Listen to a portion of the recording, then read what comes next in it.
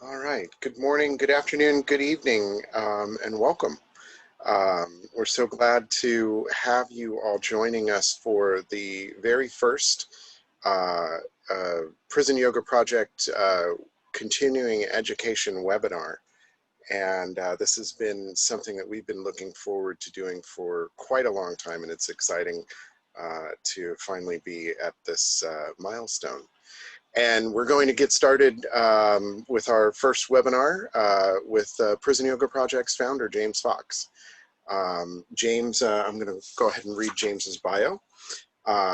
Many of you probably already know James and have already had a chance to meet with him and hear from him, but this is a good opportunity for us to get to know James a little bit better and a little bit more about Prison Yoga Project and our mission. So James is the founder of Prison Yoga Project. He is a certified yoga instructor who has dedicated himself to developing a trauma-informed approach to teaching yoga in correctional facilities that has resulted in the establishment of yoga programs in prisons throughout the US, Mexico, Europe, Australia, and other countries. A practitioner of yoga and mindfulness meditation for more than 30 years. On receiving his teaching credentials in 2000, James began his mission of sharing the benefits of yoga with incarcerated people. He has taught yoga classes at San Quentin State Prison in California since 2002. He is also trained in restorative justice principles and practices and has experience facilitating victim offender education, emotional literacy, and violence prevention courses with prisoners. And yeah, it's been my great pleasure to get to know James over the last 8 years or so, and always very exciting to get to have a conversation with him. We were meeting yesterday, and I think I was feeling some of the energy that we were going to have for our webinar this morning. So without further ado, I'll let you take it away, James. Hi. Hi, everybody. Welcome. As we do in most of our meetings, particularly on the inside, we start with a centering practice. So I'm just going to do a short centering practice, and I'm going to use my chimes to begin our practice.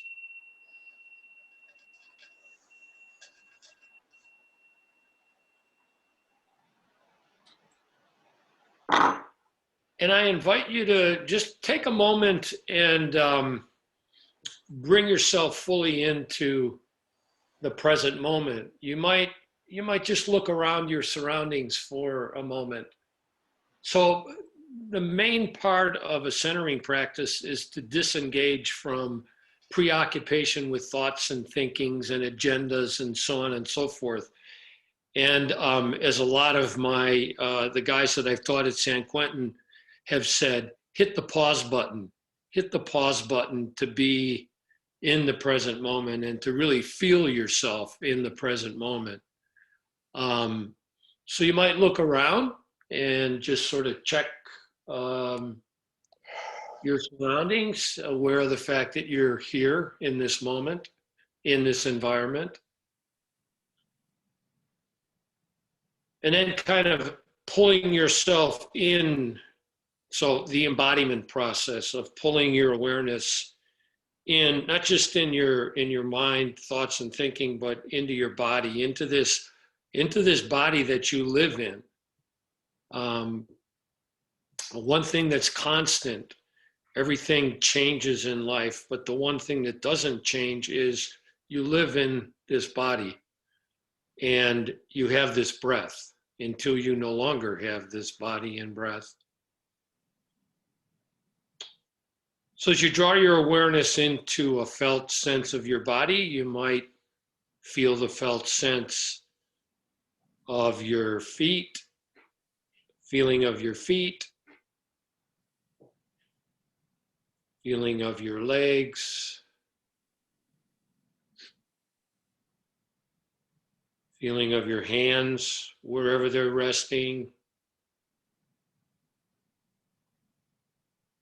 feeling of your arms, your shoulders,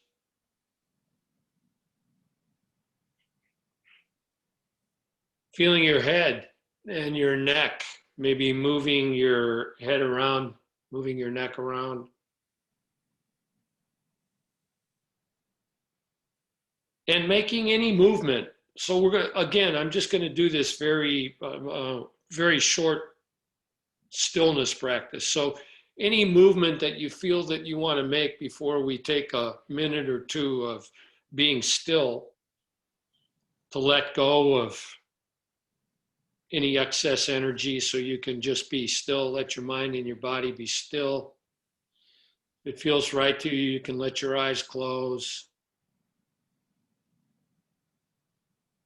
And bring your awareness, your attention, to the felt sense of your body breathing. See if you can feel the movement in your body as you breathe.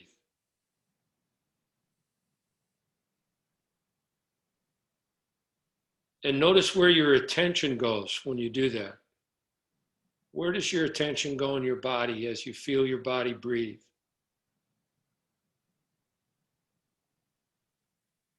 So see if you can settle your attention, your awareness there.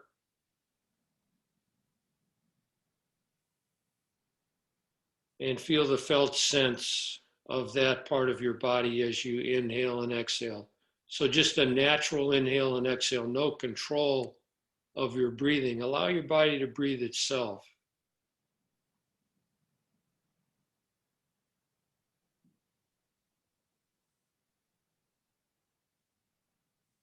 See if you can let go of any tightness that you might feel, that area where you're focusing.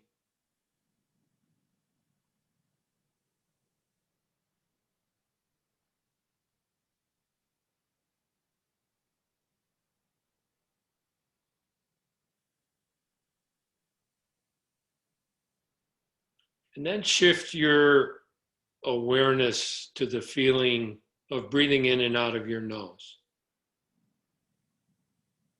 The felt sense of the air as it enters your nose as you inhale. The feeling of your breath as it leaves your nose as you exhale. Just breathing at your own natural rhythm.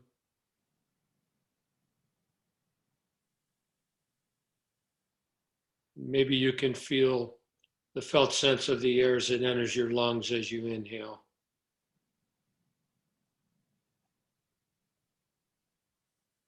And the felt sense of your breath as it leaves your lungs, goes through your air passage and out your nose as you exhale.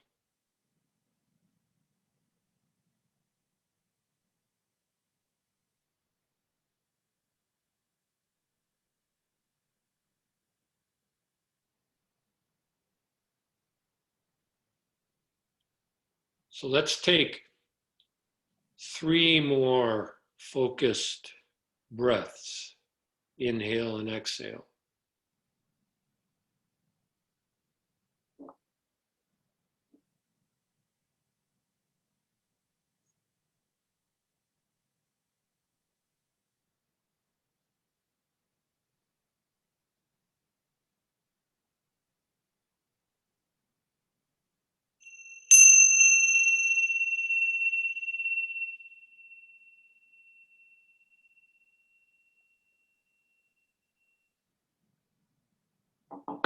So I invite you to bring your hands together in front of your chest, if this works for you.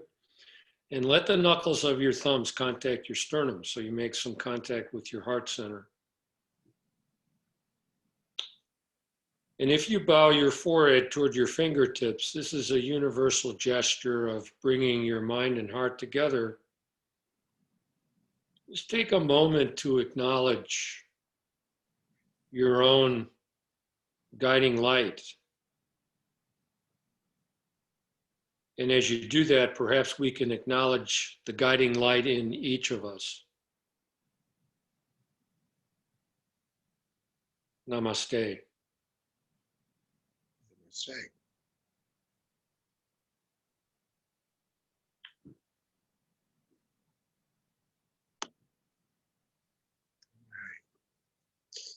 Thank you.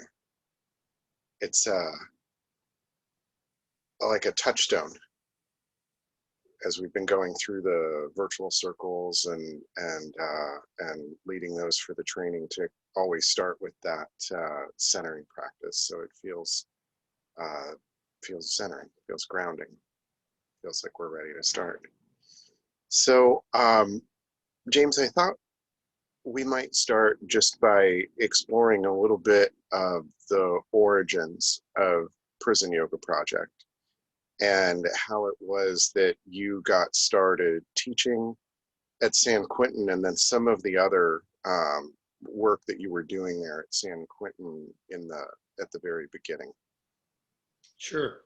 Yeah. Well, let me just start a little bit before San Quentin. I'll actually start with when I became certified as a teacher in 2000. And my intention in becoming a yoga teacher, I was very clear that my intention was to bring yoga to people who weren't being exposed to yoga. I wasn't interested in teaching in a yoga studio. I was interested in exposing people who weren't being offered yoga. And in the town that I live in, there was a residential treatment facility for boys who had been court ordered into this program. So I went to that facility. It was called Full Circle. And there were 20 boys there, ages 12 to 18. And I made a proposal to start a yoga program there. And so I started there. And shortly after that, there was a nonprofit organization in the Bay Area that was bringing a mindfulness program into Bay Area juvenile halls.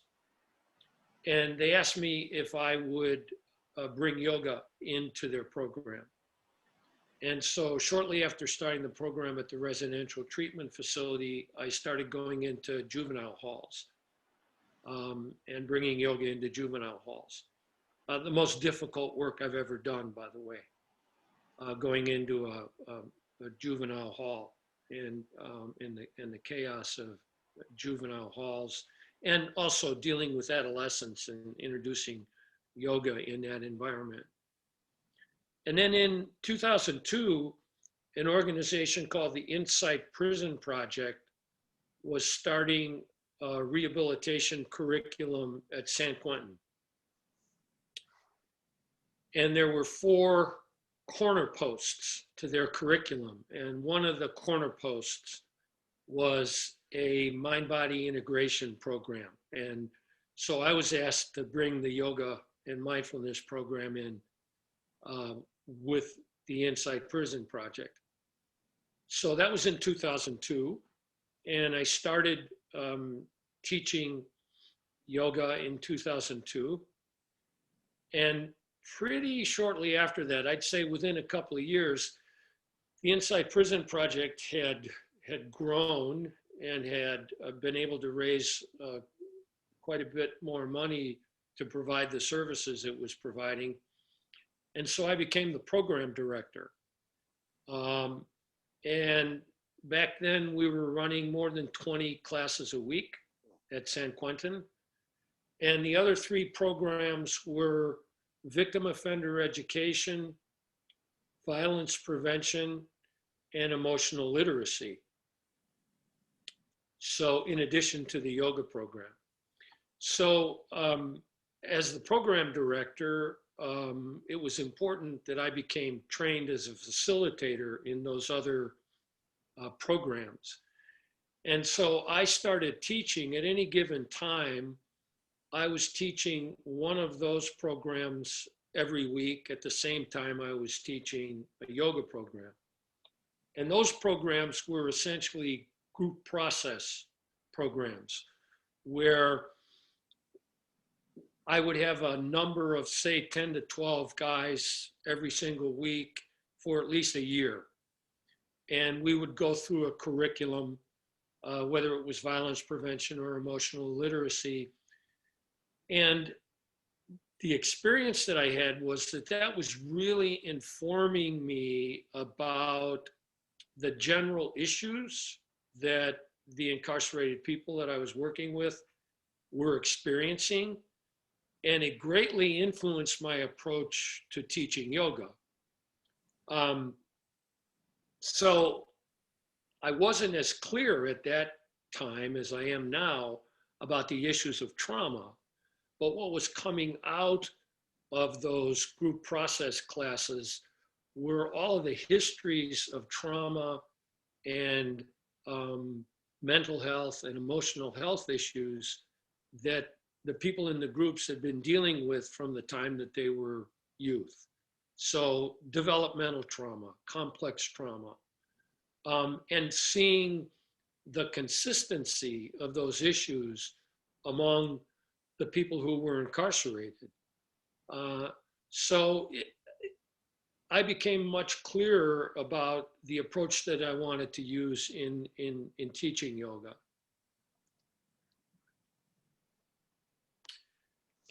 So I'll just continue and talk about that. So as I accumulated this experience and understanding, there were, at the time I was teaching both life sentence prisoners with the possibility of parole and what are called determinate sentence prisoners who have a determined sentence, 6 years, 8 years, whatever the case might be.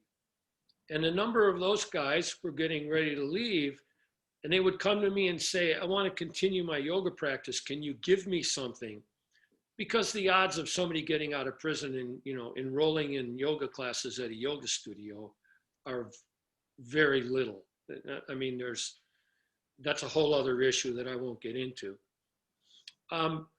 So I started copying different practices from Yoga Journal or other books that I had. And then I realized, wait a minute, I'm the one who has this experience of teaching yoga in prisons. I need to write a book. Originally, I thought it was going to be a brochure. But as I started to really dive into it, I realized, okay, if I'm going to write this, it needs to be a manual for practicing yoga. And if I'm going to make it available to the people that I've worked with at San Quentin, why not make it available to any prisoner in the United States? And I had no idea how many people who were incarcerated in the US would be interested in a yoga practice.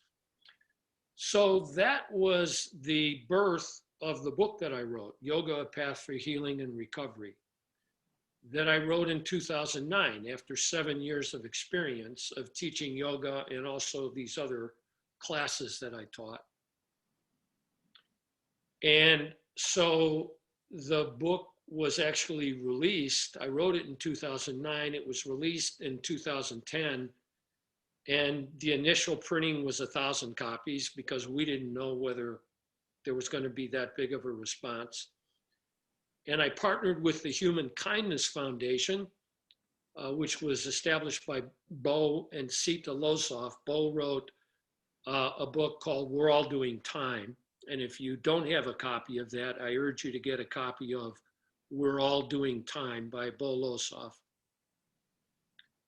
And within 3 months, the 1,000 copies had been sent out. So I realized immediately, oh, okay, there is a demand for this book. And now some 32,000 copies later, we've sent more than 32,000 copies free of charge to prisoners who've written to us and requested a copy. So that began for me, which was a recognition of, oh, okay, I see there's a real interest, there's a real demand for yoga in prisons. And then that same year, in 2010, I was invited to make a presentation about the prison yoga program. This was even before Prison Yoga Project was established as a nonprofit. I was invited to a conference in India that was held at Patanjali University in Hardwar. it was called the First International Conference on Yoga for Health and Social Transformation. So I was invited to go to India and make a presentation at that conference on the work that I had been doing. And it was at that conference, most of the people who were at that conference were from India. There were some teachers from the United States. Satbir Khalsa from Harvard University was there. Some other very well-known psychologists were there. And there were some people from Europe, but the vast majority were yogis from India. I mean, I shared a dais with Iyengar himself. We were all at one time, all of us who had made a presentation were on the stage together, and I was on the stage with BKS Iyengar and people like that. So I realized, well, if there's that much of an interest in my work here in India, then I need to take the next step in the development of my work by training people to bring yoga into prisons. And so I started that in earnest in 2011. I had taught one training in 2010, but I started that in earnest in 2011 and began offering the training, in-person training in 2011. And then since that time, I would say that the whole field of trauma really is relatively new. I'd say it's really expanded in the last decade. And with the publication of Bessel van der Kolk's book, We're All Doing Time, that was huge. And that book was published within the last 10 years. And Peter Levine's work in embodiment work. And the work that was being done with veterans who were returning from active duty. And this has all really emerged within the last 10 years.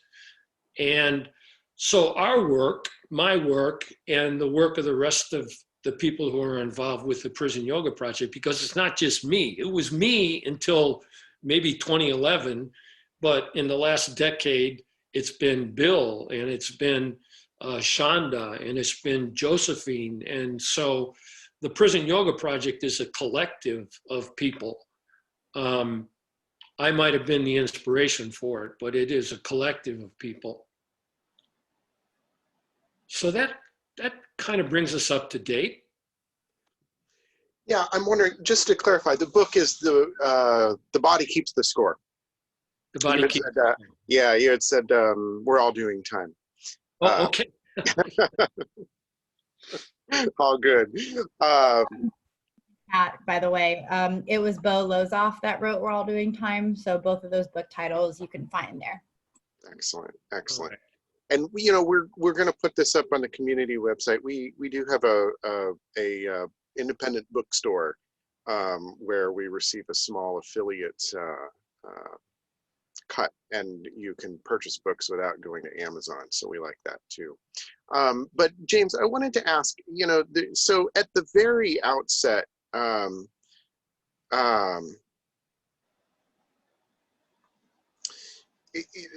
bringing yoga to incarcerated people is different than bringing yoga to the general public in studios.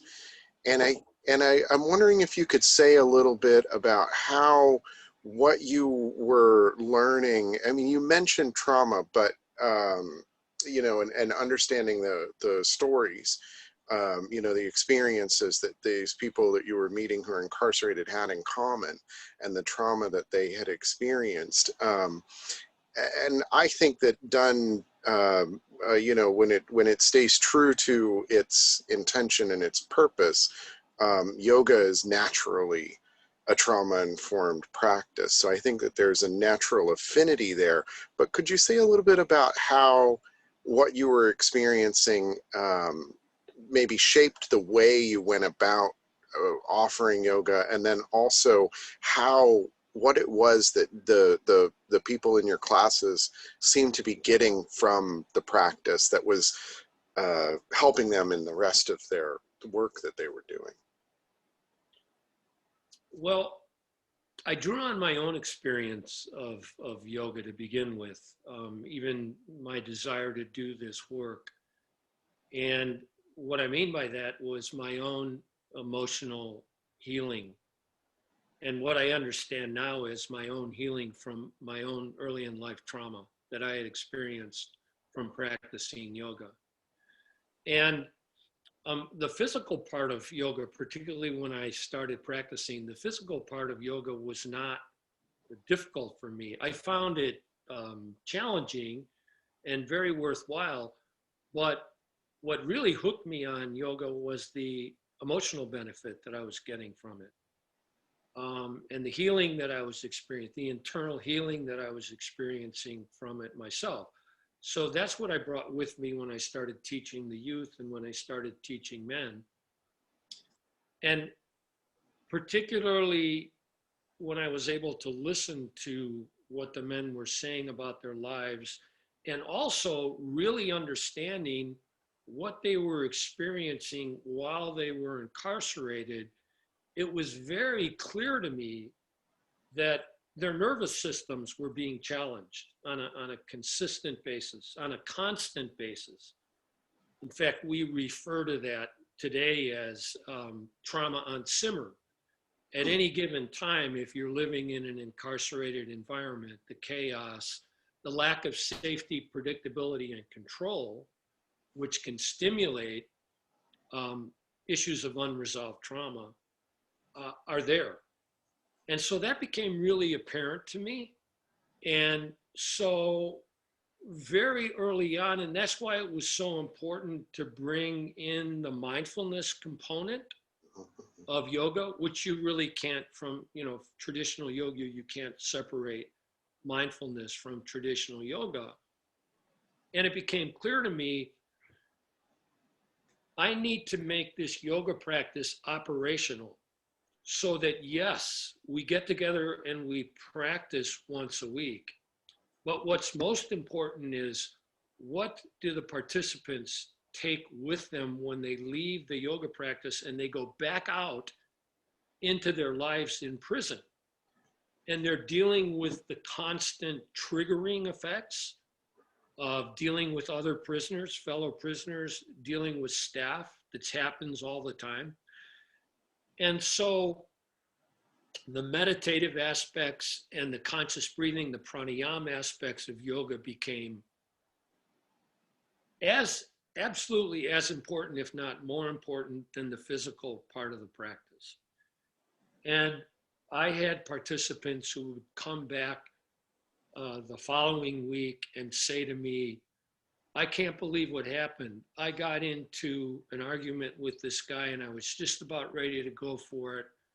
And I remembered to find my breath, to take those 5 breaths that you're always talking about, to take 5 conscious inhales and exhales and create some separation from that particular moment.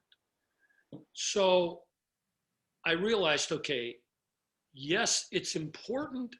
The physical practice is important because it also serves a definite purpose, which is discharging the accumulated stress, the accumulated anxiety, the accumulated emotional issues that people who are incarcerated are dealing with. It also provides the opportunity to discharge trauma that's held in the body, but it absolutely has to be balanced with contemplative practice and with conscious breathing.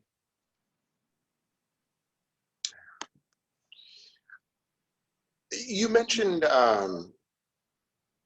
you hear, and as we do this work, we hear stories from the people who participate of, the moments when, the practice has saved them from a confrontation or helped them deal with grief and loss, which I find is a really common experience with people who are incarcerated, especially people who've been locked away for a long, long time. And you've worked for a really long time with some of the people in your practices at San Quentin. Is there a story or a person that you can think of where you have seen, them maybe go through a hardship, or seen a really significant transformation in their experience? Yeah, actually, there are several people, but you're bringing this up, Bill. I was given a book. This is the book, and it's not available on Amazon or anything like that. But this is a book from a program that's being run at Soledad Prison. It's actually a veterans program, and the first 2/3 of the book are all written by participants. Each participant has 2 or 3 pages that they write. And so I wanted to read just this excerpt from this book, and then I'll address your question. Yeah. And these are essentially life sentence prisoners with the possibility of parole. 1 in 7 prisoners in the United States is life sentenced. And in some states, that means life sentence, period, without the possibility of parole. In California, there's life sentence with the possibility of parole. There's about 40,000 prisoners who are life sentenced with the possibility of parole in California. So they've done long periods of time. So this is what this fellow had to say. I believe a majority of prisoners have been traumatized in life. I've listened to histories of being abused as children and exposed to violence as young adults, such that violence has led to their personalities being affected to be constantly angry, frustrated, anxious, and paranoid. Being in prison exposes a person to witnessing violence and perhaps being a victim of violence. My siblings and I were repeatedly abandoned, beaten, abused, and molested as children. All 3 of us grew into self-medicating alcoholics and rageaholics. These are the symptoms of post-traumatic stress. So this isn't an anomaly. This is typical.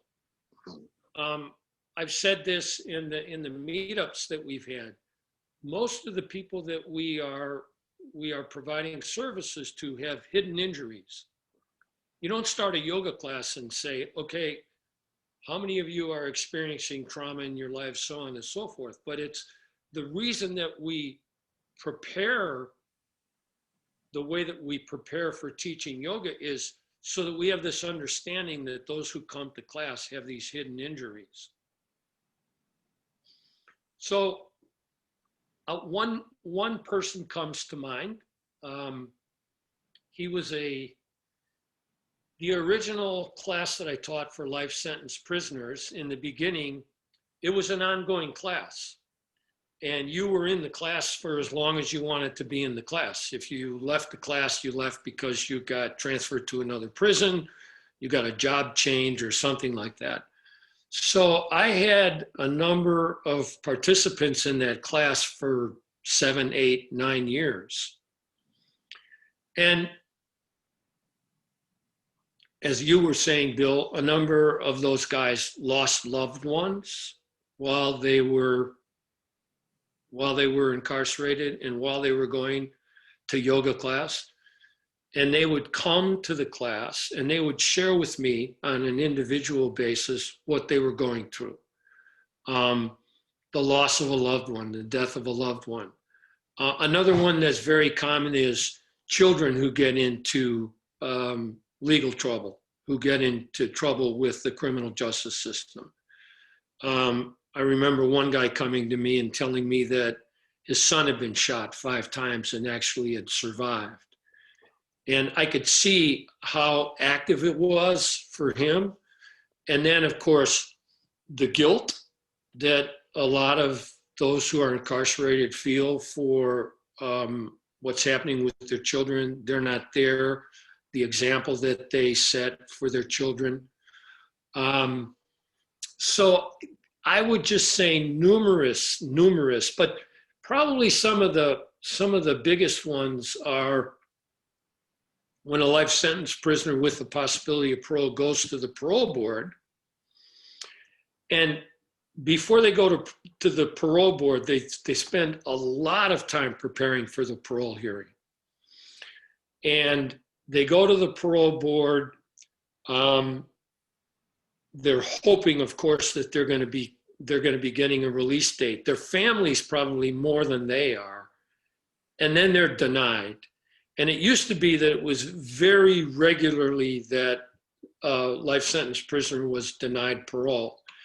And even California is one of only 2 states where even if you get a parole date that's given to you by the parole board, the governor can rescind that date. They can review the decision of the parole board and take the release away. That was very, very common. Actually, until just several years ago, until the federal courts mandated that California had to reduce its prison population by 30%, and until Jerry Brown was governor for the second time around. And then, to a large degree, they were forced into having to release people. If the parole board, and it's not easy to get a date, if the parole board gave you a date, then the governor more often would go along with that agreement. But many times there were participants in the class who had done 20 years, 23 years, 25 years, and would get like a 5-year denial, meaning they get a denial, they wouldn't be able to go back to the parole board for 5 years. And to see how they dealt with that, and the fact that they would show up every single week and say, this is so important for my mental health in dealing with the issues that I'm dealing with, I wouldn't miss this class. And maybe more so than the other kinds of programs that they were involved in, the cognitive behavioral classes that they were involved in, that we may say a little bit more about in terms of distinguishing the difference between our approach and the approach in those cognitive behavioral programs. Yeah. Let's talk about that now. If that feels it feels like a good time for it. There is, as we were discussing yesterday, there is something about the way we show up, the way we intend to show up, that is somehow different than a lot of other programs that are offered. And yeah, so say a little bit more about that. So as part of the rehabilitation process, it's very important that people who have caused harm understand how it was that they were able to cause the harm that they caused. And that's true for all of us in terms of being able to do the self-inquiry, the self-reflection, and go back into our lives and see those defining moments that had an impact on us, that caused us harm, So the value of the cognitive behavioral programs are that it's important to be able to understand, okay, how did I do what I did? If I took somebody's life, how did I get to a place where I actually was able to take somebody's life? And so that's like going back through one's life and doing that work. However, at a point, and since most of the programs, most of the rehabilitative programs for the incarcerated are these cognitive behavioral programs, it almost freezes you into an identification of the act or the acts that you committed that brought you to prison. that's the way you're treated on a constant basis. You're treated by custody staff as a prisoner, as somebody who did wrong and deserves to be in prison.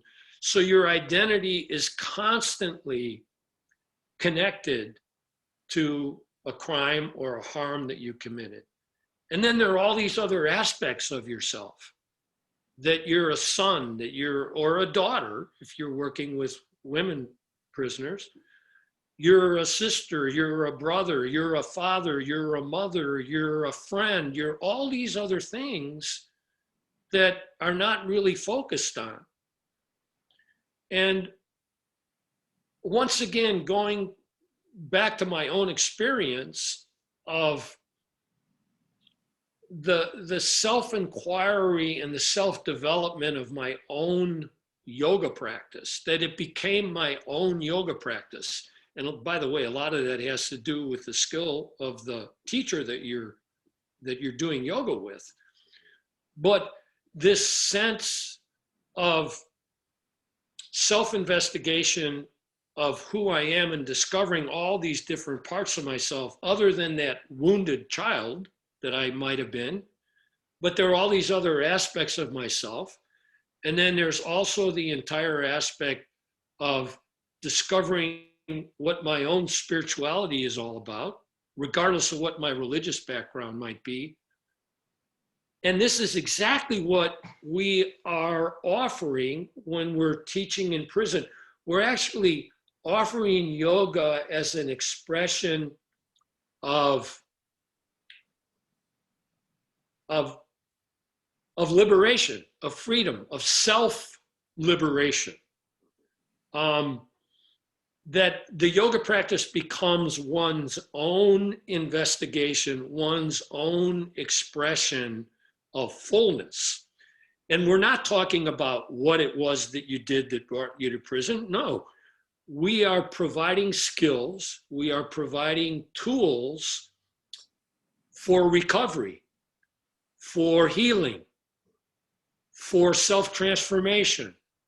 One of the books that I was reading recently, one of the people who was incarcerated was talking about, and this was aside from yoga, but he was talking about his own path of self-realization. In other words, who I really am, aside from my identity with my personality, my history, so on and so forth, but who I really am. And that path, what he was talking about was that path was his path toward his own liberation, toward his own freedom.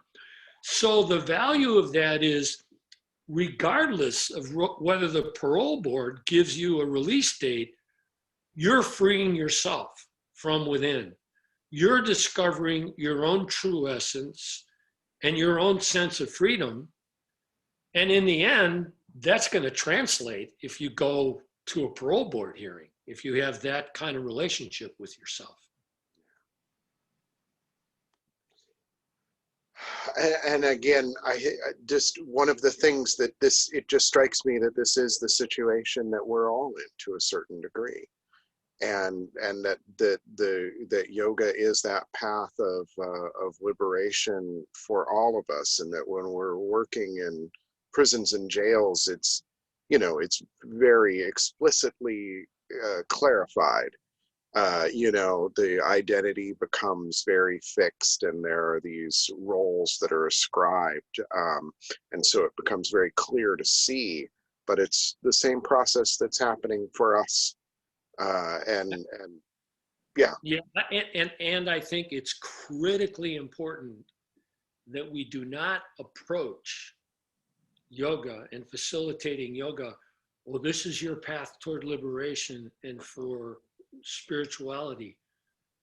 Focusing on the issues of trauma, focusing on the issues of mental health, focusing on providing these tools that have been proven, that have been researched and have proven to provide healing for issues of trauma, that have shown to provide healing for issues of mental health issues. That's enough.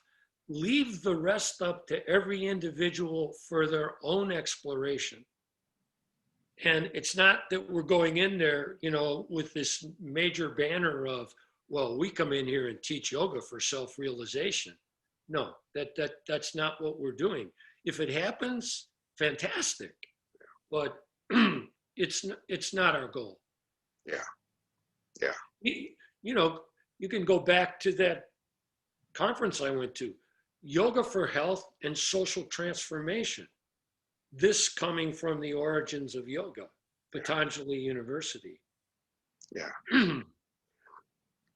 So let's switch gear. We're getting close. We want to make sure that we leave some time for questions from the folks attending. But I want to turn, so social transformation. We are in unprecedented times. Well, certainly unprecedented in our lifetimes. We've experienced pandemics, global pandemics as a species, but not in our lifetimes. And that's happening. And prisons and jails are in particular particularly hard hit because of the lack of ability to social distance, to create space, poor ventilation in these facilities. They're cram-packed.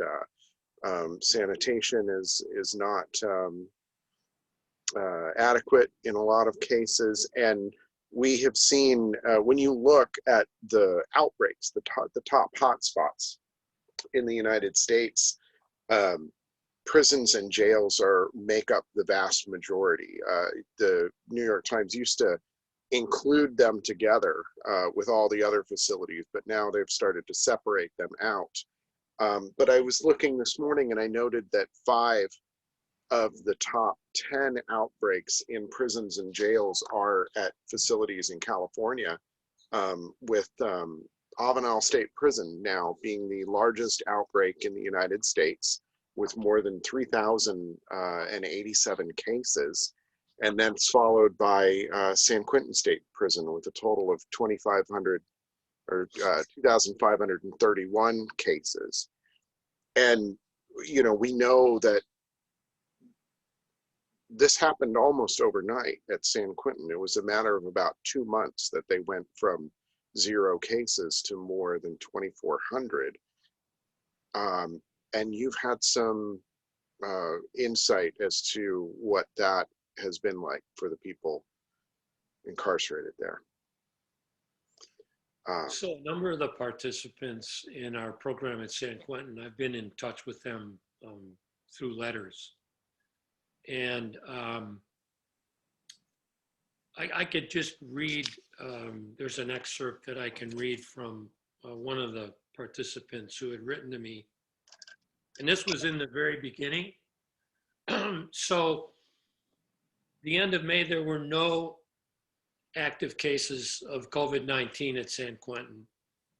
And then what happened was there were 120 prisoners who were transferred from a prison in Southern California that was kind of a hotbed prison at the time for coronavirus to San Quentin. So let me just read this. Due to COVID-19, most of us have been rehoused in different areas of the prison. I was rehoused in administrative segregation after returning from the outside hospital. I'd suffered heart failure from an infection and was coughing up blood. They sent me out to Marin Health Medical Center on the 11th of June, and I returned on the 13th and was placed into ADSEG, or better known as the Hole. COVID started here with 16 confirmed cases, and within a week it rose to 359, and now we're at 2,000 confirmed, 13 dead, and over 200 guards infected. The Hole is crazy. So he's talking about ADSEG. Excuse me. The Hole is crazy. Noise all day and night. Due to quarantine, total isolation. We only come out for showers and they don't clean them after each use. I have to psych myself up to go to the shower when 75, 80 other guys are in there who have contracted the coronavirus. I feel safer in my cell, and for the most part, I bathe in the sink. I only go to shower when I need to shave because that's the only access we have for razors. In AdSeg, you have nothing coming. No hot water, no electricity. I don't know what outside sunlight looks like. So there's a fair amount of transparency in California because California has been so impacted by the coronavirus. There isn't as much transparency in a lot of the other prison systems around the country. You could take it as a given that these conditions exist in prisons all over the country, all over the country. And it really speaks to the lack of care, compassion, humanity, the way that incarcerated people are treated. I've heard myself saying, that possibly the way that the incarcerated are looked at as well as the aged in this country, that's collateral damage from COVID-19. That, we got to move on. In fact, I've even spoken to a nurse who said to me, oh, well, that's to be expected that, living in those kinds of conditions that people are going to die. So that's what's going to happen. And it's like, yeah, but wait a minute. Look at the conditions that they're living in. Look at the healthcare that they're being provided. And this is just repeat of the way that the incarcerated are dealt with on many other levels.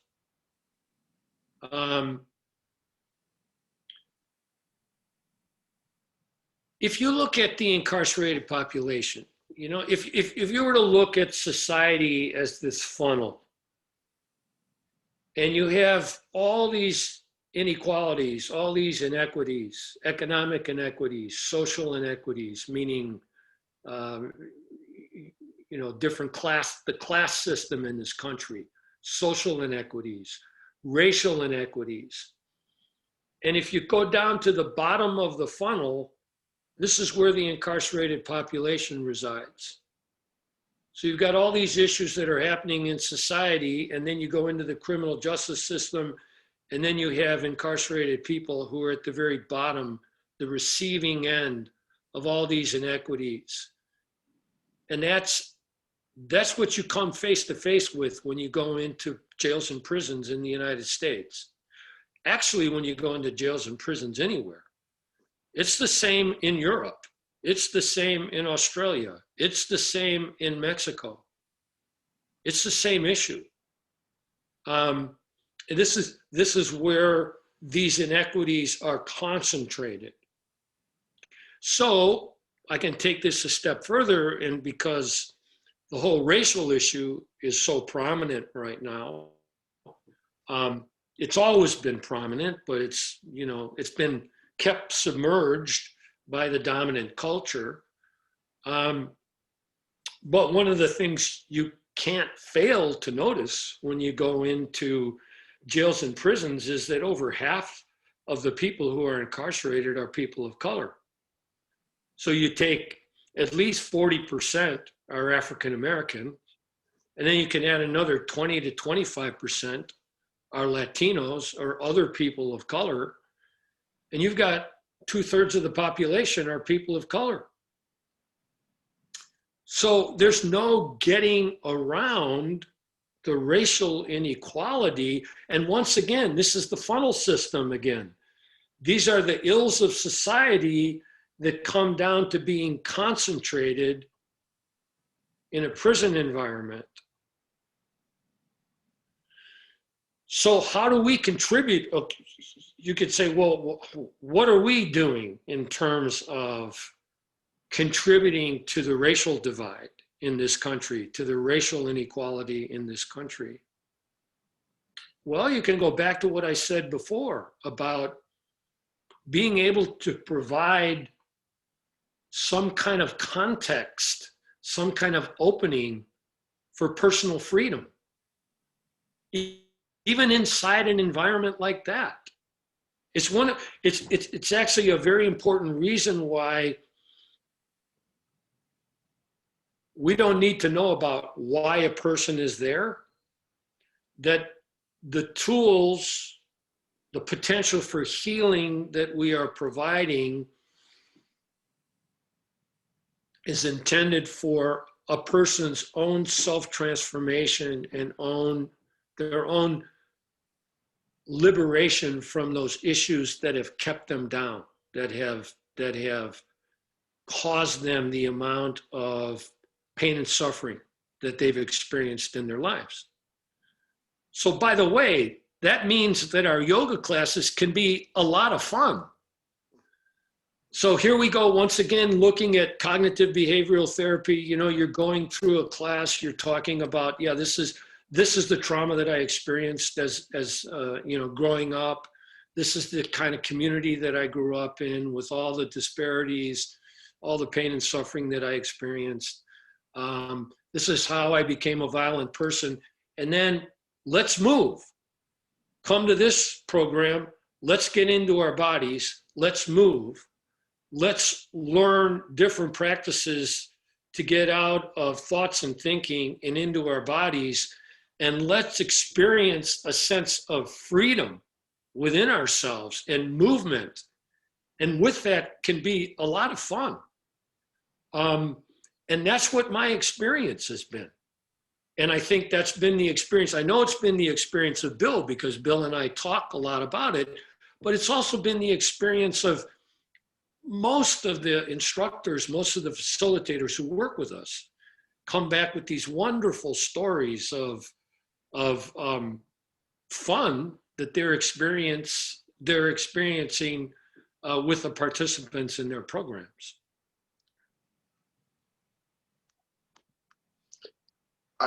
It immediately calls to mind just the faces that I see in the circle when we're starting practice, and laughing and joking with the guys in my program at Donovan. And it's a difficult time right now to not have that.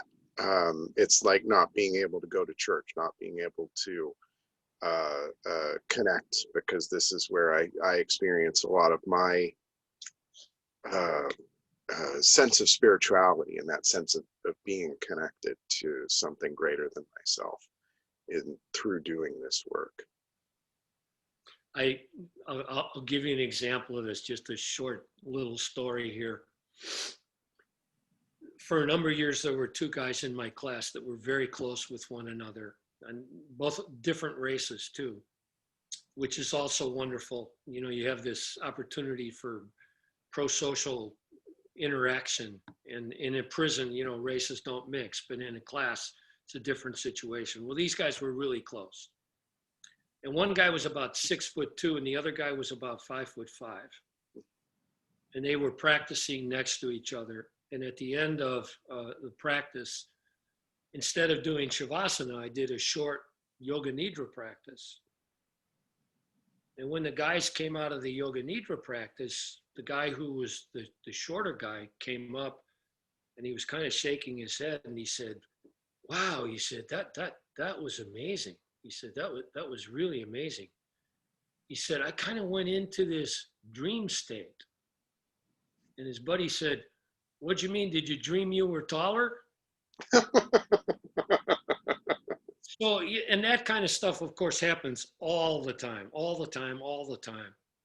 And I mean, it's probably you had to be there to get the real, but it's something that I had talked about last week in our virtual meetup, is when you're able to provide a context for healing, for this deep inner work,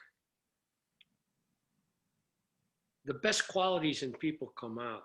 And the number of times that I've seen the kindness among guys, and you never expect this, because media always portrays prisons as these jungles, as these zoos. The kindness and the care and the service that I've seen guys provide one another, I don't see that out here in society. I mean, maybe you have a close friend, or, you have a brother or a sister and so on and so forth, but you see this in that kind of an environment. And by the way, this is much more pronounced among women, that we know this. This is much more pronounced among incarcerated women, taking care of one another. And this is a beautiful expression of karma yoga, of caring for one another in simple ways, but it doesn't go unnoticed by us. This was the most prominent impression that I had after my first time going into R.J. Donovan. Went in with a Buddhist group, and at the end of the session, there was a young man who had a pile full of folders. He had all of his Dungeons and Dragons D&D gaming sheets with him, and there was an older man in a wheelchair.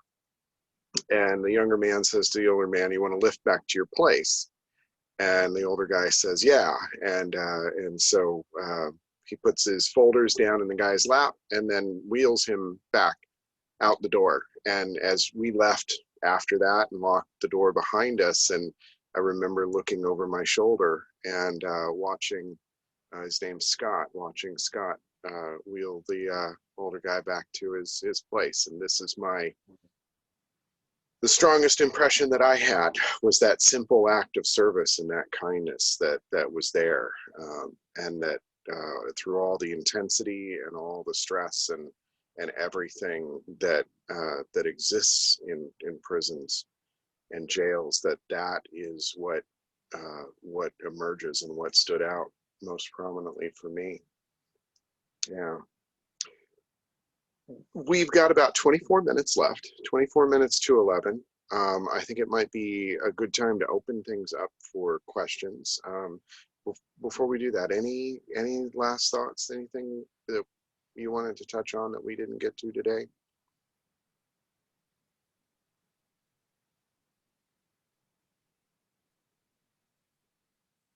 No, I don't think so. Yeah. I mean, I would only, not knowing who's here for the webinar, but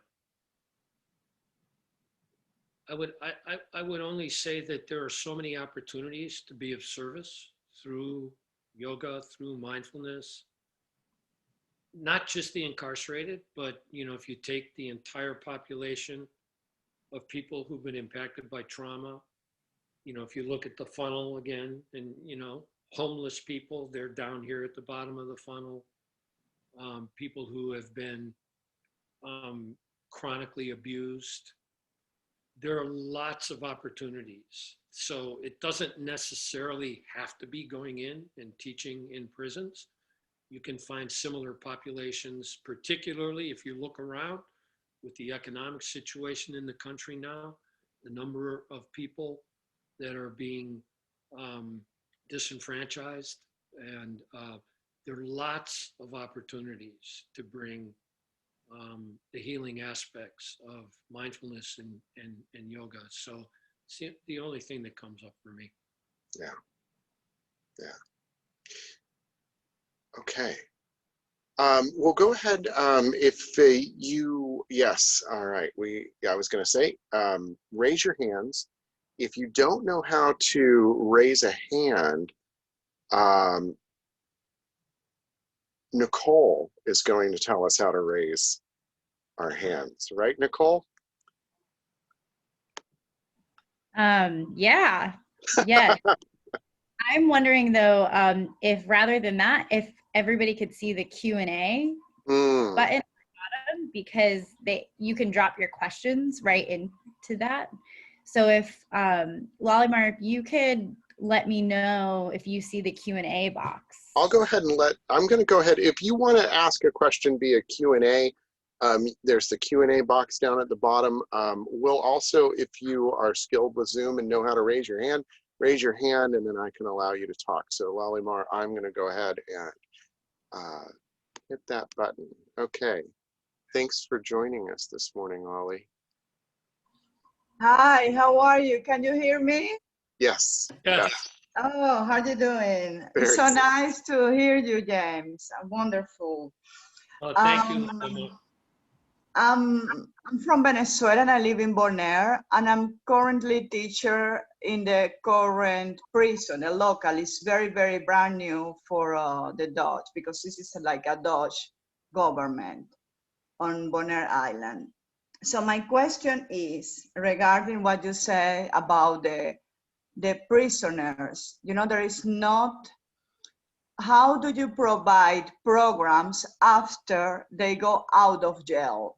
Because this is a small island, right? So some of the yoga teachers, you know, I will really feel still uncomfortable if one of my prisoners that I was teaching him at the jail will come to one of my fancy yoga classes at the hotel, you know. So and they really want to, some of them, they really love the practice, they really would like to really have that input, and there is no possibilities besides that it's very expensive. So how do you do that? It's been quite difficult, particularly here in the U.S. When somebody gets out of prison, they've got all these other priorities that they have to deal with: where they're going to live, getting a job, reuniting with family, so on and so forth.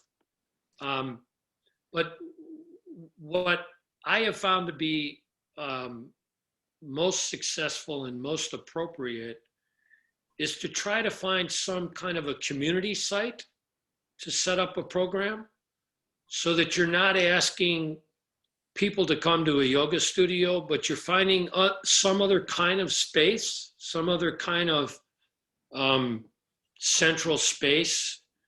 I don't know if Bonaire has any kind of community buildings, maybe even a church, for instance. Finding a church that has community space where you could start a regular program. Typically, what we found when we were able to do this, evening classes work best, because people who are getting out of prison and jails need to work, and so during the day they're busy.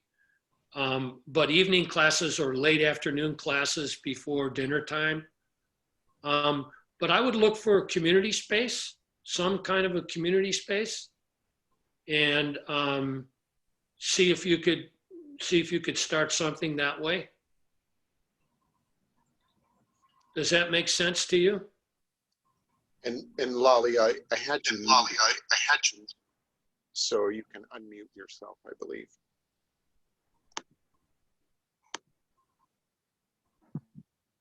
Thank you, James. Can you hear me now?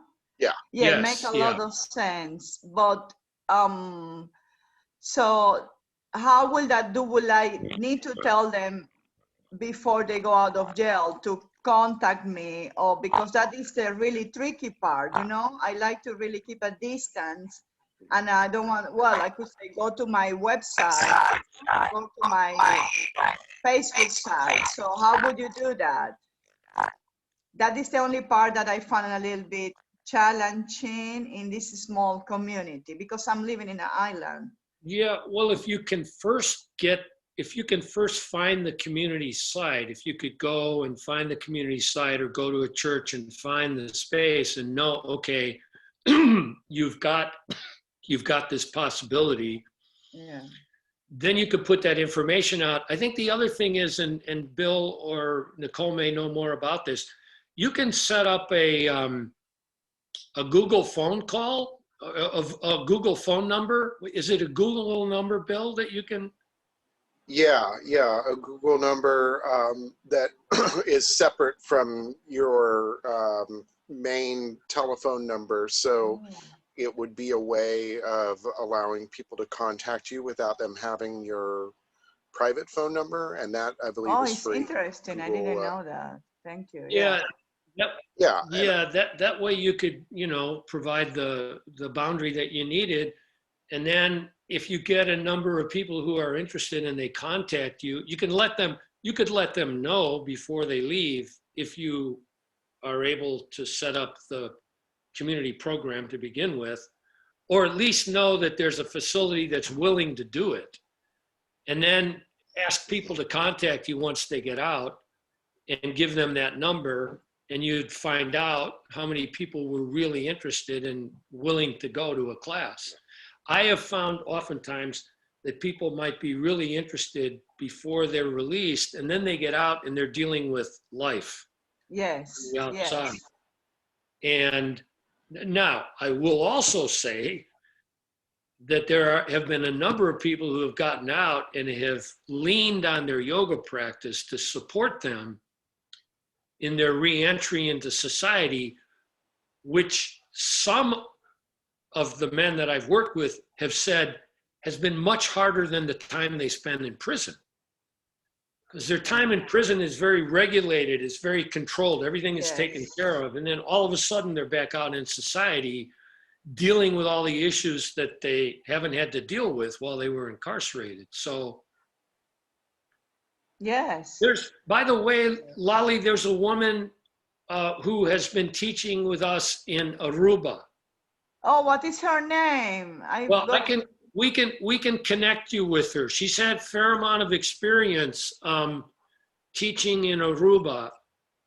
She took a training with us in Amsterdam and then started a program in Aruba, and it's gone really well. So that will be lovely, because I tried to attend to your program in Amsterdam, but due to COVID, it was a little bit challenging. So yes, that will be really, really nice, because I know some studios in Aruba. Yeah. Yeah, please. we'll follow up. We can follow up. You can follow up between me and Nicole, and we'll make contact for you.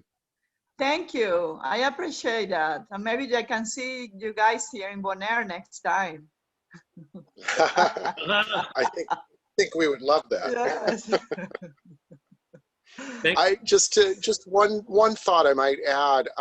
You may consider also connecting with groups that are already serving people who have been released. They might offer that additional layer of separation, you know, and you're also not trying to do this by yourself. You've got, you know, others that can support you in it, and they will also, you know, as James was saying, you know, a lot of folks when they're released are just dealing with life, and if you can centralize it so that if they're already going to a place for services, or if there's some sort of regular support group that's meeting, partnering with those other groups might really be a good way of going about it too. That's a great suggestion for anybody. Good. You know, yeah. we don't have to look at yoga as, you know, setting up, you know, rolling the yoga mats out and setting up a yoga class. Mm-hmm. If you were to partner with, you know, like AA, even Alcoholics Anonymous, which is almost everywhere, and be able to work with the people and say, how would you like to incorporate into your meetings, you know, some centering practices, some breathing practices, some simple movement that supports people in their recovery and in the other issues that they're dealing with. So that there are lots of ways that we can sculpt, lots of ways that we can incorporate yoga practices into other kinds of practices. Yeah. Excellent. Okay, we've got a couple more questions that have come in through the Q&A. Thank you. Yeah, thank you, Lolly. We have a couple more questions that have come in through the Q&A, and then also we have a question from Ed Kern. I'm going to go to a couple folks from the Q&A. So Amanda Daly asks, it seems that conversation is a vital part of the program. What tips do you have for facilitating conversation, or does it just happen naturally? I'm going into our youth detention center virtually, and getting the youth to engage in the conversation has been a real struggle for me, which leads me to another question. Do you know if the participants of your program chose to be there, or are they told to be there? which is Okay. Yeah. I appreciate the challenge that you're having, especially with what your follow-up question suggests, because that's a really good question. Yeah. Yeah, there's kind of like a number of different parts to that. Whew. So, one of the challenges that I had when I was working with youth was, first of all, it was so important. And by the way, Nicole has a lot of experience teaching youth, not only yoga, but teaching youth and working with youth. But I always found that it was really important to be creative. And we don't use music in the work that we do, but with youth, I would absolutely use music. I would find some kind of simple music, like that had a simple bass line. I used to use that to begin to instruct participants in breathing practices, being able to breathe to the sound. And it was usually kind of a hip sound of a bass line. The other thing about starting conversations, I also remember the difficulty with that. And I remember that my fallback used to be asking the participants if any of them experienced stress in their life.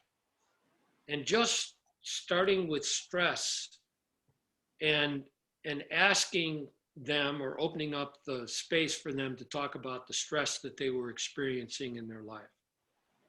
And then being able to sit back and allow for space, allow for empty space, not to be in a hurry in terms of a conversation, in terms of a discussion.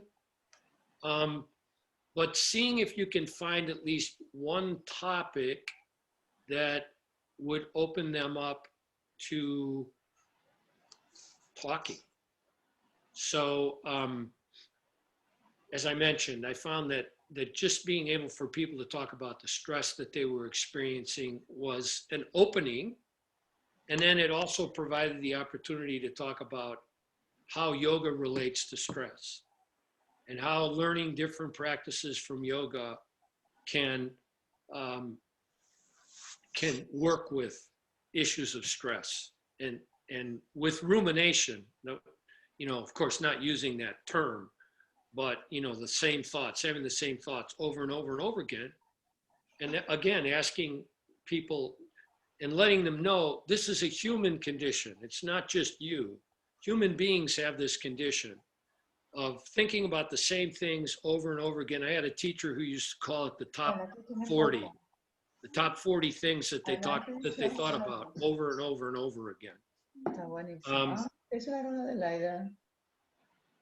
So just trying to find, creative ways. And once again, what was the last part of your question? It's the question about are the participants there by choice, or are they told to be there? All of our programs are voluntary. It doesn't work to have a program where participants are mandated. And I know that this is more common in youth facilities. I mean, I remember that when I was teaching at one of the juvenile halls on a Friday evening, the option was, well, you can either stay in lockup or you can go to the yoga class. And by the way, it was both boys and girls, teenage boys and girls on a Friday evening. It was torture. It was the hardest thing I ever did. And at least half of them didn't want to be there. And then the half that really wanted to be there, we're not getting much out of it because the other half was influencing the environment. Do you mind, James, if I add just very quickly to what you're sharing, if that's okay? And I know we have a little bit of time. I play a lot of games with the kids, and I think it's super possible to do that virtually as well, like Simon says, but with yoga. Or having them lead the sun salutations. And so I don't know, James, if you got that opportunity. I never thought of doing that until I took yoga eds training with Kate Beckel, who's another one of our teachers, but that was super helpful. And also in my facility, it's boys and girls together, and they don't have a choice whether they come. That's not my doing, that's the doing of the facility. And so I always offer to them that if they want to lie down the whole time, that's not an issue to me. And I think just given that permission, most of them get bored and don't want to lie down anyways. So I just wanted to offer that up there to support everything that you're saying, James. Yeah. Thank you, Nicole. That's... Yeah. Always, if in the we have one class here in San Diego in an incentive-based housing unit that is, well, it's 2 classes actually, but it's the same unit. And they're required to be there because they're all required to program together if they're able to, as a precondition for being able to remain there. So we give them the opportunity to opt out. And it's really important to do that, from a trauma-informed perspective. Not only does it give them choice in the matter, so it's empowering for them, but then it's also, if somebody has deeply held trauma in their body, forcing them into something that makes them confront that without the opportunity to opt out can be re-traumatizing. So very important. I want to pop over to Ed Kern because we don't get a chance to chat with him very often, and get a chance for him to chat with us. So Ed, I'm going to go ahead and unmute you here and give you the floor, or give you the ability to unmute yourself. Can you hear me now? We can hear you now. Great. Yeah, it's really good to hear both of you. Thank you so much, James. Here in Alabama, one of the, well, first of all, with our team here, I'm not sure if Susie Weigel, our coordinator, is on or not, but our team here has been doing some teaching with staff. So my question to you is about tips on helping inmates indirectly by helping staff, because it's clear to me from having worked in corrections as I do, that when staff are toxic or traumatized inmates, it's clearly because they themselves often lack the ability for self-soothing. They're carrying their own trauma. So I'm just inviting your thoughts on that issue, tips for training staff. Yeah, it's a great question. Yeah. Thanks, Ed. It's good to hear your voice. I can't see you, but it sure is good to hear your voice. Thank you, James. And thank you for all you're doing there in Alabama. And I want to give the credit, by the way, to the team, to Susie and the teachers. I try to be a catalyst, but they deserve all the credit for all that is happening.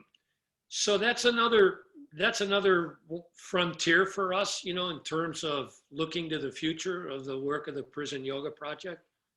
Is how do we've been really fortunate in Alabama that we've been able to provide a program for staff at the women's prison, right, at Tutwiler. That's correct.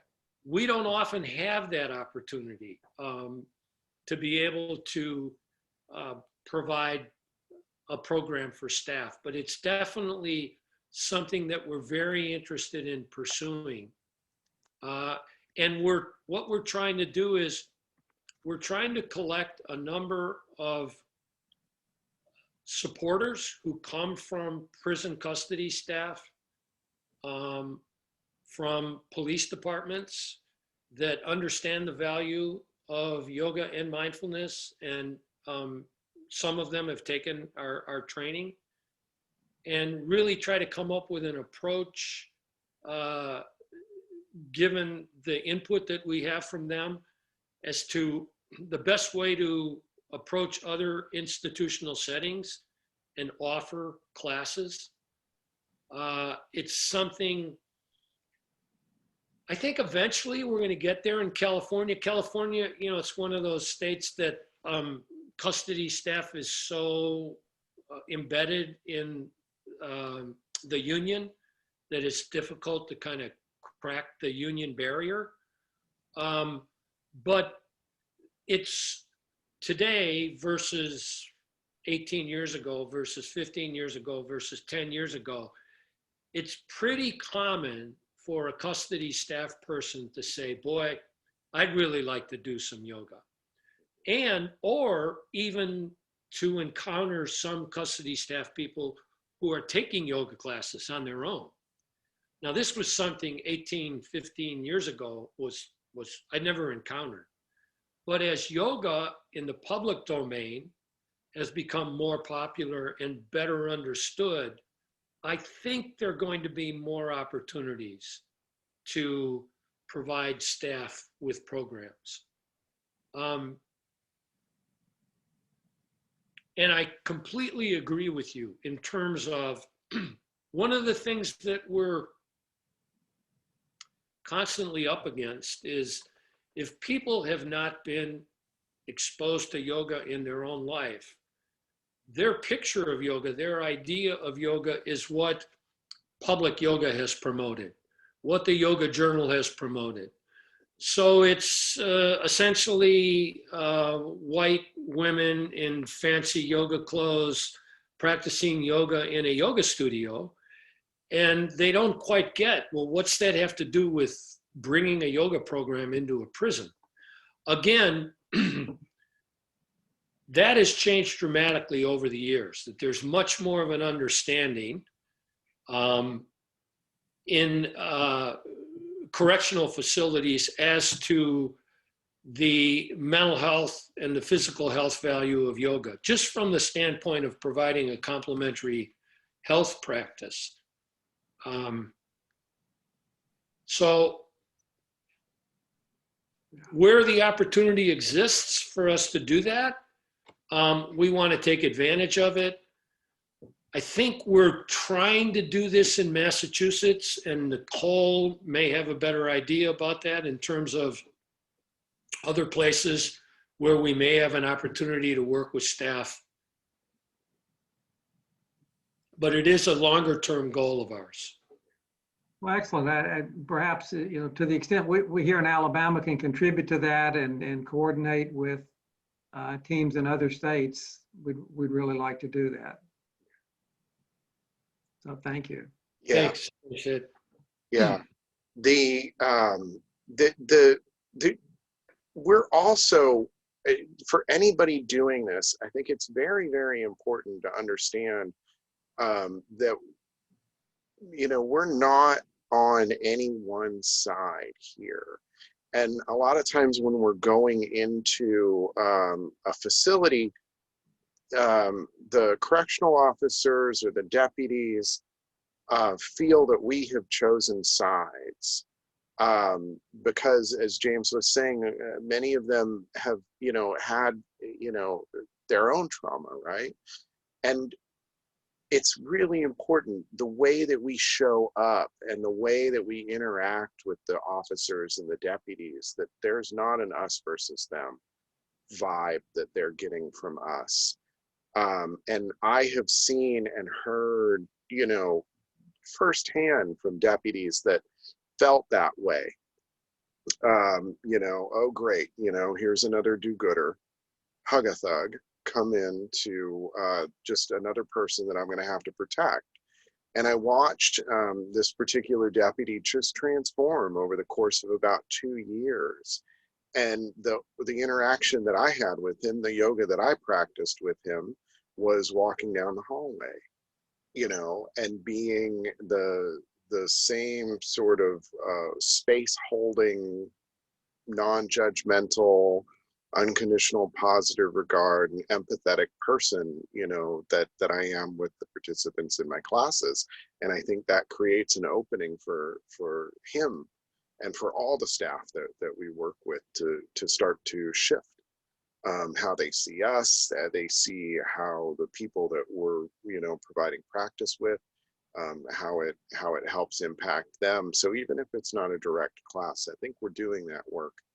Just by showing up in that space, we become a possibility for a different type of interaction and a different type of healing interaction.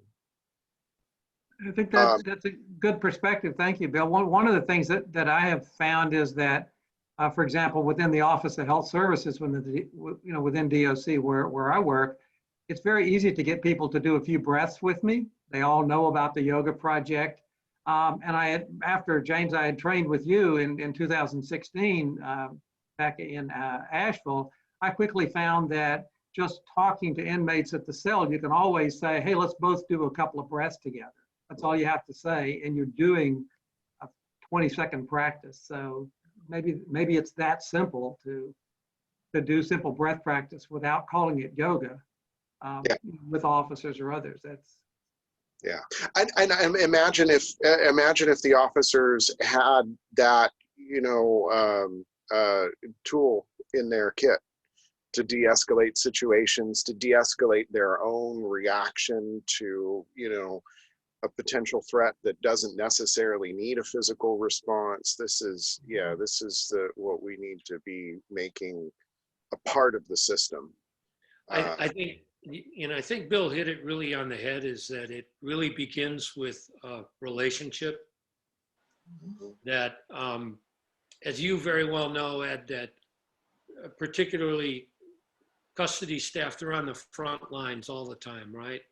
And so they see people coming in and out, in and out. And over time, they may see you as an other, but over time they see, oh, that guy, he's coming in every Wednesday without fail. And there's a certain respect that begins. I mean, that's something that I've experienced in terms of the longevity of my going into San Quentin, is that I think I've earned some stripes from custody staff because I keep coming in. And so I think it becomes a relational issue of, being able, as Bill was saying, I think the term is equanimity, that basically being able to be respectful and kind, and when possible, engage in conversations. And eventually, if there's a barrier there, it breaks down, and there could become a natural interest then from custody staff. I think there is. I think there's definitely an interest, but it's like for a lot of custody staff, it's kind of stepping out of that role and being willing to admit, hey, I'm really interested in what it is that you're doing and what this yoga thing is all about. Thank you very much. Yeah, thanks for the question, Ed, and thanks for being here. Okay.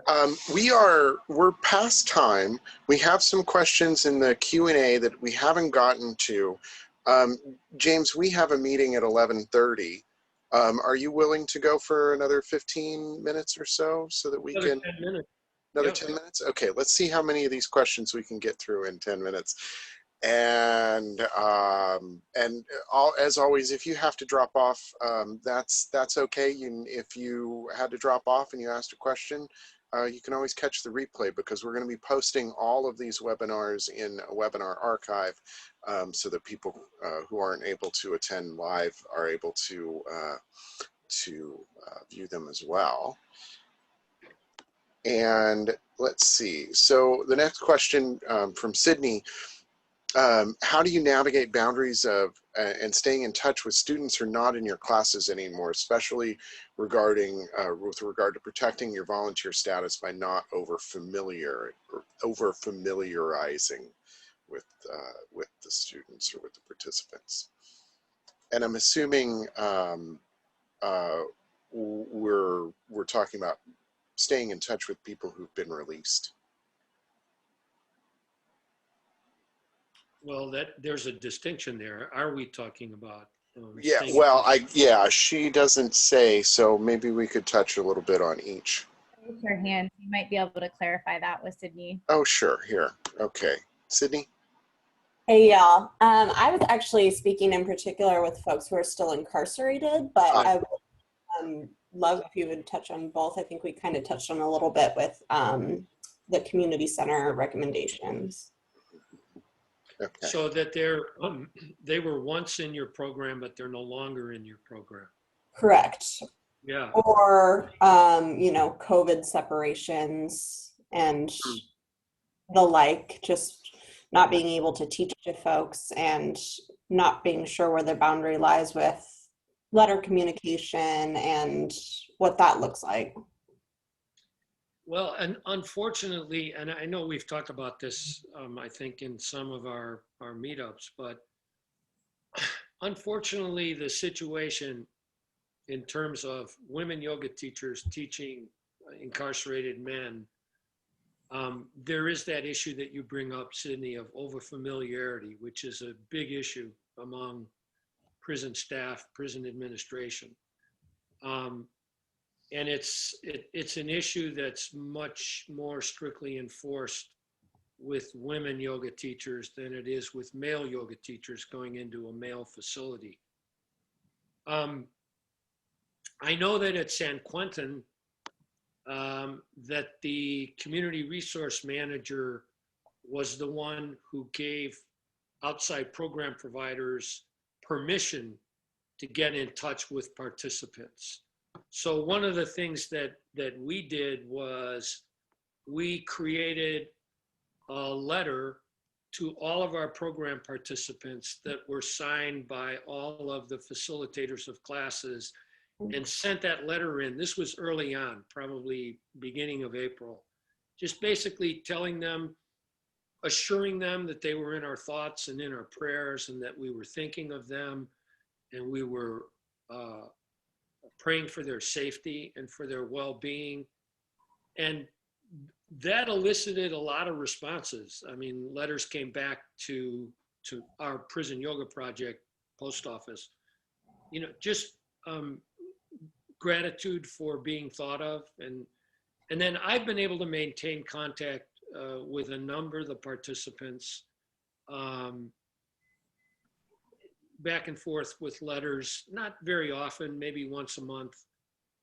But that would be something that you'd have to talk to the CRM at your facility and find out if it was okay for you to write a letter and send it to people, whether they were past participants in the program, and just let them know that you were thinking of them, and just doing it in a real kind of, you know, general but heartfelt way. Mm-hmm. But it's unfortunately, it's always a challenge. It's, you know, it's always a challenge. Shonda, who you know now, has spoken a little bit about it. It's, as you probably know from your own experience, it's very rarely is it an issue with any of the program participants, meaning do they cross boundaries with you? I mean, it's so rare that we hear of that. But it is a big concern. It's a big concern among institutions. So I'm not sure what else I can say about it. No, that's helpful to hear you kind of speaking to the gray area in a sense of it's not completely black and white with regard to what that looks like, especially with COVID, but just warrants maybe a conversation with the CRM and kind of going from there. Thank you. Yes. You know, this, I would just add, I'm thinking from a custody perspective, that if you do wind up with somebody who you feel has crossed a boundary, I'm thinking of a person in another program, not one of our facilitators, but with another group that goes in where, make the CRM aware if you're getting communications from somebody that don't feel right or appropriate. But as James was saying, these guys, I think most of them understand that there needs to be that boundary, and that boundary is what allows us to be there. And as long as we keep it, to the core of the program, then we're within a professional relationship. We had one more question, and I think we can you know, it's so Amy is wondering, you know, with not being able to go in, and I'm going to paraphrase her question, with not being able to go in right now, what are the opportunities that we have to serve incarcerated people and then also other people, and if there's anything specific in the Bay Area that we're aware of? Well, we have these resources. We have 5 different films, 5 different yoga practices, DVDs, that are available to anybody who has been going in. And if the facility that you're serving has a way to use those films, we were able to get the films uploaded to the California State Prison System's institutional television network. Now, whether the individual prison picks up on that and actually broadcasts it in the prison, that's another issue. But we do know that headquarters picked up on it and received the films, downloaded the films, and have them available on the institutional television. Where a facility would be open, well, the issues are, first of all, are you allowing people to gather? So that's not happening in most facilities. So whether it's for a group process class, a cognitive behavioral therapy class, or a yoga class, they're not allowing people to gather. So even if we were able to provide a film that could be showed on a monitor, people aren't able to gather together and practice together. So that's something that we're seeking. In fact, that's what our 11:30 meeting is today. We're seeking guidance from the Department of Correction as to how do we proceed from here in terms of providing programming. But the best way would be to be able to provide some video. We also have an audio practice of guided meditation and breathing practices. And we would be prepared, meaning Prison Yoga Project would be prepared to continue to develop other practices that could be short practices that we could combine into, you know, maybe what you could call a curriculum, like an introduction to yoga curriculum over a period of time, where we would use one film for a particular period of time, then another film, and we'd be able to talk about different issues. We're prepared to do that if we're given the opportunity to do it. So, and of course, if we do it, then we will share those resources with people. For folks that are our facilitators, and in our facilitator group, we also have free handouts that we developed and are welcome to be shared with any facility, even if we don't have a prior relationship with that facility. And again, that can be found on our site if you're a facilitator with us. If not, talk to me about applying to be. We'd love that. And then I also just want to call attention to Susie, our program director in Alabama, who's started 4 virtual classes during this time, and just share that, like, it's not impossible if you have an existing relationship to create something that wasn't there before. We have, again, like 2 women's classes, 1 correctional staff class, and 1 virtual class. So just to put a reminder out there, nothing is impossible. Yeah. And I think this is. So remind me, Nicole, remind me how many of those practices. We have 4 different practices that are 1 sheets, front and back of an 8.5 by 11 sheet of paper. 1 is for anxiety, 1 is for depression, 1 is for strengthening the immune system, and 1 is for improved sleep. Yep. Yeah. How many of those are in Spanish? I believe 2 of them are in Spanish right now.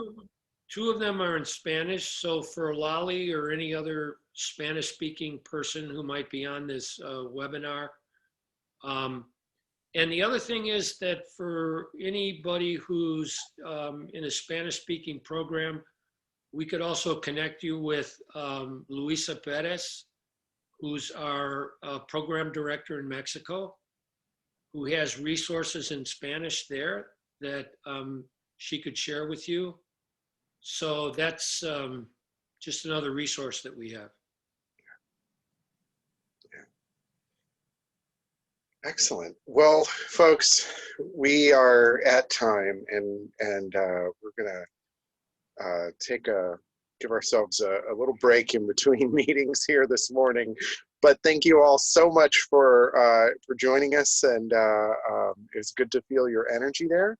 If you have not done so, and you're available in 2 weeks' time, we have a presentation with Robert Sturman, who is our the official photographer of Prison Yoga Project, who has been working with us since 2013, I think it is.